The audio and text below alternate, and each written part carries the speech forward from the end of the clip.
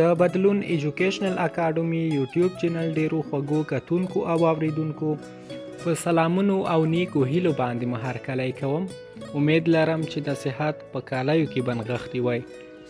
لکه څرنګه مو چې تاسو ته د دې چینل کې انګلیسي ژبې، پښتو املا، ریاضي او د ته ورته نور بېلابېل علمي مسایلو باندې غږیږو، نو د دوی له ډلې څخه نن ورځ په انګلیسي کې درته په ځینو لغاتونه در وړاندې کوو او د بګنر ون کتاب درسونه هم جریان لري. هغه درسونه هم را سره پکې تعقیب کړئ او د هغه سربیره به تاسو ته نور بېلابېل لغاتونه او جملې هم په ویډیویي ډول در ښکاره کوو. تر هر څه وړاندې که چینل مو نوي سبسکرايب کړئ نو چینل در سره سبسکرايب کړئ، ویډیو لایک کړئ او له خپلو دوستانو سره یې خامخا شریکه کړئ تر څو دوی هم یو څه ترې زده کړي.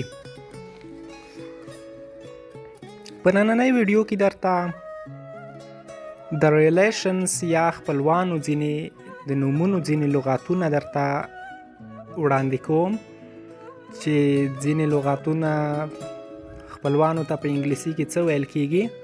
راځو همدې لغاتونو ته. سن، سن معنا زوی. سن په انګلیسي کې د زوی معنا لري. ډاټر، ډاټر په انګلیسي کې لور ته وایي. فادر، فادر معنا پلار. مادر، مادر مور ته وایي. سیسټر، سیسټر په انګلیسي کې خور ته وایي. فرینډز، فرینډز، فرینډز د والدینو معنا لري چې سپیل PARENTS دی. هسبند، هسبند معنا خاوند. راځو بل لغات ته. وایف، WIFE، وایف معنا میرمن. بیلوډ، بیلوډ معشوقې ته وایي. BELOVED چې سپیل یې همدغه دی، بیلوډ معنا معشوقه.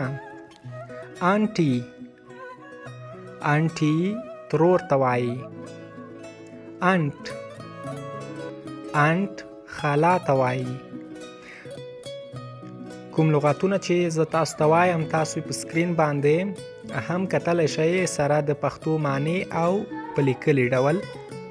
انکل، انکل په انګلیسي کې ماما او تره ته وایي.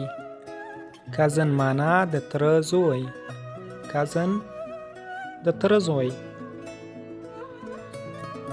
دا و د خپلوانو د نومونو ځینې لغاتونه چې خپلوانو ته په انګلیسي کې څه وایي چې تاسو ته مو د بدلون ایجوکیشنل اکاډمي په یوټیوب چینل کې در وړاندې کړل. ځینې نور لغاتونه د خپلوانو د نومونو په اړه په هغې باندې بیا درته په بلې ویډیو کې غږیږم. هیله لرم چې همدغه لغاتونه به مو خوښ شوي وي او یو څه به مو ترې زده کړي وي. د نورو ویډیوګانو لپاره زموږ په یوټیوب چینل سره اوسئ. مننه کوم.